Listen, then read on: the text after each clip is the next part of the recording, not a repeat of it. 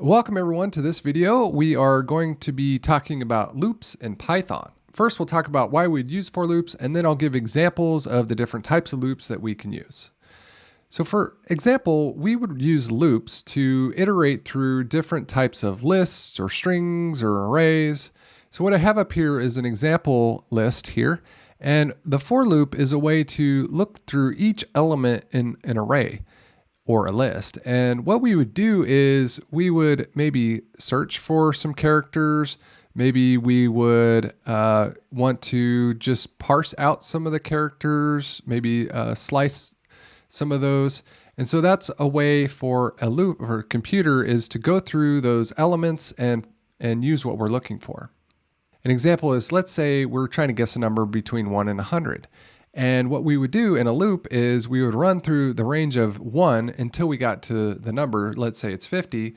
Once we hit that number, then we would print it out. So that's kind of the basic for loop. So let's go through some examples.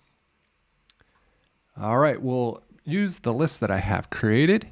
And what we're going to do is we will say for item. So this could be for I. Some people use I, some people use index. Some people might say food, you know, the singular version of the plural version of the list. But we'll just say item. You can make anything up there that makes sense. And then in the list here, so food items, we're going to print the item. So that's the element that we're looping through.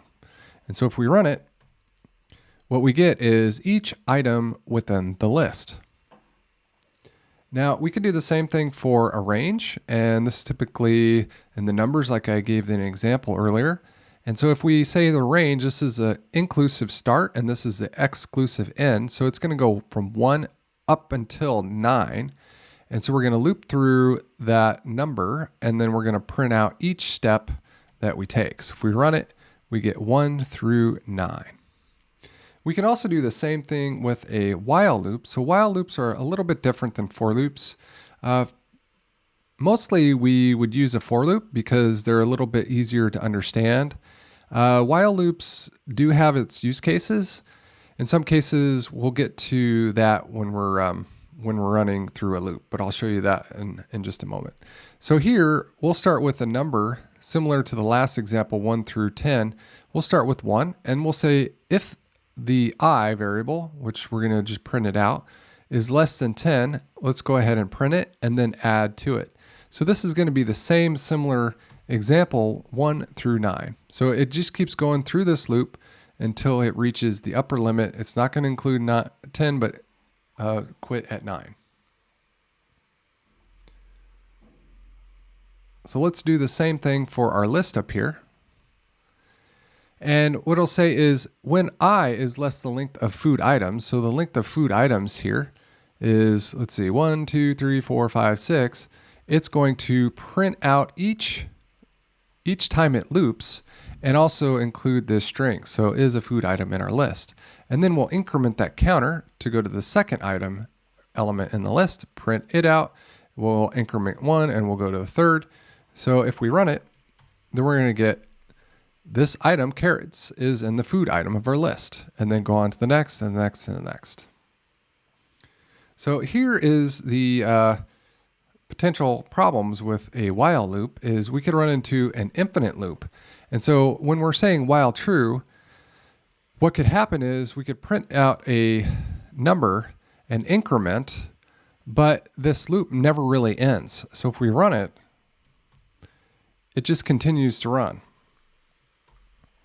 So one way to get out of that is if we hit break, then that will exit the while loop condition. So while loops can be useful. Like let's say that one example I could think of is if you're listening for a event, maybe a cursor, and when that hits the cursor, then it does a certain action. So they can be useful in some cases.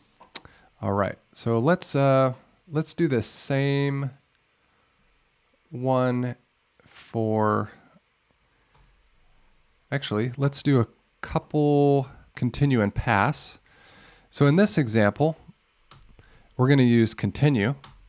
And what continue does is basically it'll go through each one of these items, and typically in a for loop, when it hits that item, it breaks out of the loop and it's done. But in this example, continue is going to basically skip over that example and continue inside a loop and do the remaining items.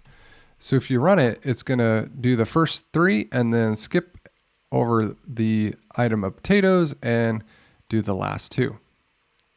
And then we could also do what's called pass, and pass is basically it's going to not do anything. It's just in this if statement. It's going to print it out, but it's going to pass this if statement. So it's basically just kind of a placeholder. Maybe what you'd want to do is you write your block of code and you're not exactly sure, and you're writing other code beneath it, and then you want to come back to it and you want to test it out. That's a good way to use pass. All right, now the next one we can go to is nested loops. So that's a for loop within a for loop. And just to caution you, this is basically going to be exponential. So if you think of this list here as one iteration, it's going to iterate each time in this list. And then if you iterate again, you're going to do that for each element within that list here. And then you're going to do it for each element within the list here and here and here. So we'll get that. That'll make a little more sense when we do numbers. But that could have a potential performance problem when you have really large lists. All right, so let's explain what this does. So for item in food items, so we're going to do the same thing, iterate through each one of these elements. Then for letter in items, so we're taking item, which is each one of these, and we're going to parse out each single letter inside of that one and print it out. So if you can see here, we have tomatoes and we have milk. So it's a way to even further parse or run something on each element inside of a larger list. Another example to hopefully make it a little more clear with numbers. So what we're going to do is we're running a for loop on the first 1 through 10 range. And then we're also going to run it again on another range of 1 through 10. So essentially what we're going to do is we're going to run 1 10 times, we're going to run 2 10 times, 3 10 times, and so forth. So if we want to print it out and run it, you'll see what's going to happen is 1 is going to run 1 through 9, and then 2 is going to run 1 through 9, and then 3 is going to run 1 through 9, and 4, and so on. So as you can see, that compounds for each time, each element that you have in this array, it's going to run this many times. So you do want to be a little bit careful, but these can be rather useful in some cases. All right, now let's talk about list comprehensions. So list comprehensions are a way that make for loops much more compressed in one line in Python. So in this example, we're going to do the same as before for numbers. So we'll say for number in range of 10, and then we're going to return this number. So if we run it, we're going to get that same list 0 through 9. So let's do one more example of a list comprehension. And in this example, what we'll do is for number in range from 1 to 9, we're going to do squared on that. So each number that we run will now be squared. So that's the action, and this is the for, this is the element, this is the list, and that's what it's going to do on the result. Okay, here is one with an if statement. So what we're going to do, for number in range of 10, if the number is mod 2 equal to 0. Mod 2 equal to 0 is another way of saying, is it even? So if it's even, we're going to return that number. So if we run it, we'll get all the even numbers. Here is another list comprehension with an if statement on our food items list here. So we're going to say for item in food items. We're going to loop through that. And it says, if the item is not, this is not milk, then we won't print it. So Basically, we should get all of these items except for milk if we run that. And those are all the items. All right, now let's talk about one more is nested list comprehensions.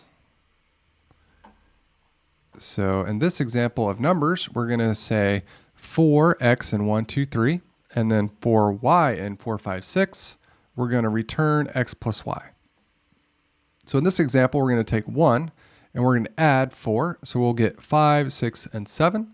Then we're going to loop through the next iteration 2. We're going to add to here. We'll get 6, 7, and 8. Then we're going to add 3 to this one here. So we'll get 7, 8, and 9. So if we run that, we'll get those 5, 6, 7, 6, 7, 8, and 7, 8, 9. And then our last example will be another list comprehension, but this time a nested for loop. So we have 4x in range of 10, and then 4x in range of 10. And this time we'll say if x is even and y is even, then print out those pairs.